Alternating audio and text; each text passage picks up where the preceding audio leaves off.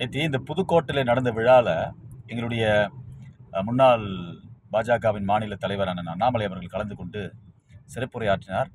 மிக சிறப்பாக இருந்தது. அங்கே இருக்கிற கல்லூரி மாணவர்கள்லாம் மிக மகிழ்ச்சியாக அவருடைய சொற்பொழிவை கேட்டார்கள். விழா முடியும் போது அங்கே இருக்கின்ற மாணவர்களுக்கு இவர் மெடலை வந்து தன்னுடைய கையினால் அணிவித்தார். அங்கே ஒரு நிகழ்வை வந்து நம்ம காணொலி காட்சியில் பார்த்தோம். இந்த திமுகவினுடைய அமைச்சர் டிஆர்பி ராஜாவினுடைய மகன் அவர் போடும்பொழுது அவர் கழுத்தில் வாங்கலை, கையில் வந்து அந்த மெடலை வந்து வாங்கினார். இந்த திமுக காரன் பாருங்களேன், ஒரு சின்ன வயசில் கூட எப்படிப்பட்ட விஷத்தன்மையை அந்த பிள்ளைக்கு வந்து விதைச்சிருக்கிறாங்க பாருங்க. அதுவும் அமைச்சருடைய மகன்.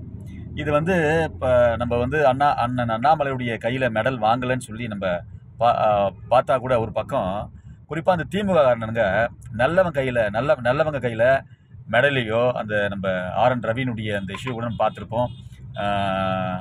திமுக பிரமுகருடைய மனைவி அவர்களும் வந்து இழிவுபடுத்துகிற வண்ணமாக பெரிய இவங்க ஒரு அசிங்கப்படுத்துகிற மாதிரி நினைத்து கொண்டு இருக்கிறாங்க. இதெல்லாம் மக்கள் பார்த்து கொண்டு இருக்கிறாங்க.